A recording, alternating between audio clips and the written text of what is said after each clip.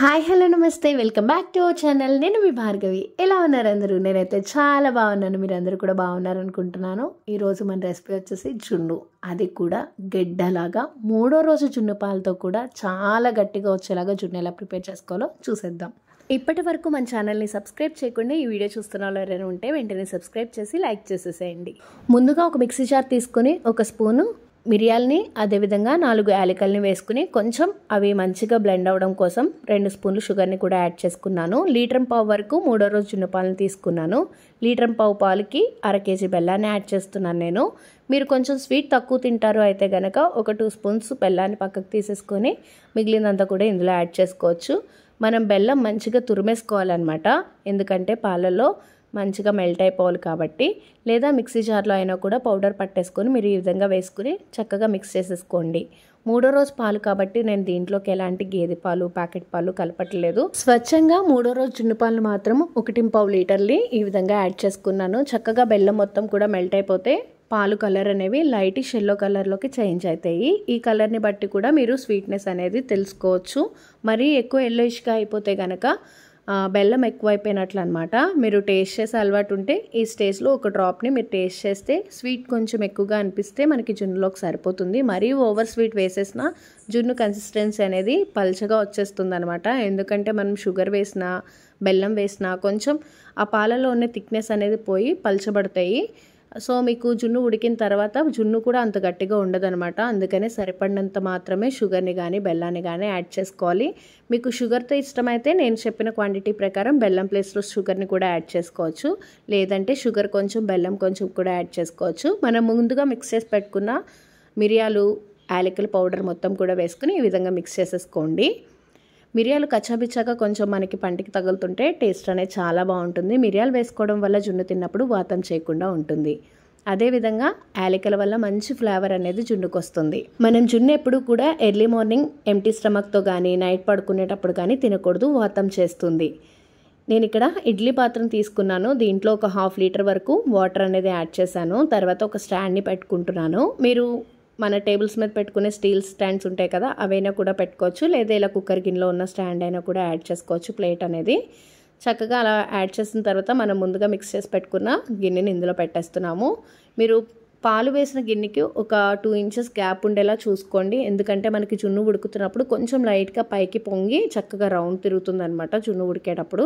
So అందుకనే కొంచెం gap ఉంచుకునేలాగా ఆ గిన్నెని మీరు సెలెక్ట్ చేసుకోండి. మనం కింద పెట్టిన ఇడ్లీ పాత్ర కానీ లేకపోతే లోపల పెట్టిన గిన్నె కానీ మరీ ఎక్కువ థిక్నెస్ లేకుండా పల్చగా ఉండే వాటిని సెలెక్ట్ చేసుకోండి.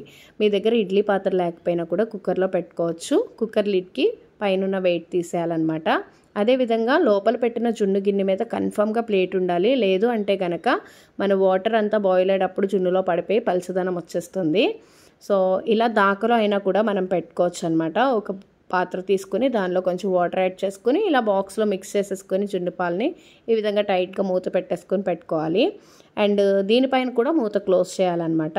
క్లోజ్ చేసిన దాని మీద ఏదైనా కొంచెం వెయిట్ పెడితే ఆవిరి బయటకు అనేది పోకుండా ఉంటుంది.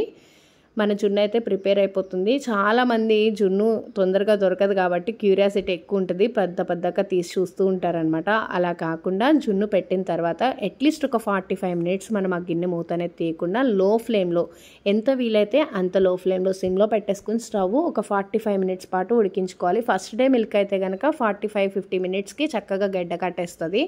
ఇది థర్డ్ డే మిల్క్ కాబట్టి నేను ఒక 1 అవర్ 15 మినిట్స్ వరకు చక్కగా కుక్ చేశాను అనమాట. లో ఫ్లేమ్లో పెట్టుకుని మధ్యలో ఒకసారి తీసి చెక్ చేసుకున్నాను, కొంచెం పల్చగా అనిపించింది. మరలా కూడా మూత పెట్టి నేను ఒక 1 అవర్ 15 మినిట్స్ వరకు ఈ విధంగా లో ఫ్లేమ్లో బాయిల్ చేసుకున్నాను. తర్వాత దీన్ని మనం వేడి మీద ఉన్నప్పుడు ఎంతలా అయినా జున్ను కదులుతుంది అనమాట. కొంచెం పల్చగా ఉన్నట్టు అనిపిస్తుంది. చల్లారే కొద్దీ జున్ను అనేది గట్టిపడుతూ ఉంటుంది. చూసారు కదా నా జున్ను ఎలా అయితే రెడీ అయిపోయిందో. చక్కగా ఇది ఉడికిందా లేదా అని తెలుసుకోవడానికి మనకి పాకం అనేది ఉంటుంది కదా, బెల్లం కానీ షుగర్ కానీ, అది చక్కగా చుట్టూరు లైట్గా ఈ విధంగా కనిపిస్తూ ఉంటుంది. అండ్ మధ్యలోకి సెంటర్లో కూడా మనకు కొంచెం ఆ పాకం అనేది ఇక్కడ కనిపిస్తుంది కదా, అలా తేలినట్టుగా అనిపిస్తుంది అనమాట వాటర్. అప్పుడు మనకి జున్ను అనేది ప్రిపేర్ అయిపోయింది. ఇప్పుడు చాలా వేడిగా ఉంది జున్ను, తీయగానే నేను చూపిస్తున్నాను ఈ కన్సిస్టెన్సీ. సో ఇలా వచ్చిందనమాట. కొంచెం చల్లారిపోయి గోరువెచ్చగా ఉన్న స్టేజ్లో జున్ను కదుపుతుంటే మనకి కొంచెం కదలట్లేదు, చూసారు కదా. దీన్ని మనం ఫ్రిడ్జ్లో స్టోర్ చేసుకుని తర్వాత ఈ విధంగా సర్వ్ చేసుకుంటే చూసారా, నేలకేసి కొట్టినా కూడా విరిగిపోనంత గట్టిగా జున్ను అయితే ప్రిపేర్ అయింది. మూడో రోజు జున్ను పాలతో కూడా మనం ఇంత గట్టిగా ప్రిపేర్ చేసుకోవచ్చు. జున్ను చాలా ఈజీ అండి ప్రాసెస్. చిన్న చిన్న టిప్స్ని పాటిస్తే కనుక మనకి చాలా మంచిగా వస్తుంది. అండ్ మెయిన్ ఏంటంటే సెకండ్ డే పాలు, థర్డ్ డే పాలు వీటి రోజులు పెరిగే కొద్దీ మనం జున్నుని ఎక్కువసేపు కుక్ చేసుకుంటే మనకి చక్కగా గట్టిగా అవుతుంది. అండ్ షుగర్ క్వాంటిటీ కానీ బెల్లం క్వాంటిటీ కానీ ఎక్కువ అయిపోకుండా చూసుకోవాలన్నమాట. అది ఎక్కువైపోయినా లేదంటే మీరు గిన్నె మీద ప్లేట్ పెట్టకుండా ఉన్నా కూడా వాటర్ అనేది వెళ్ళిపోయి మనకి జున్ను అనేది పలచబడిపోతూ ఉంటుంది.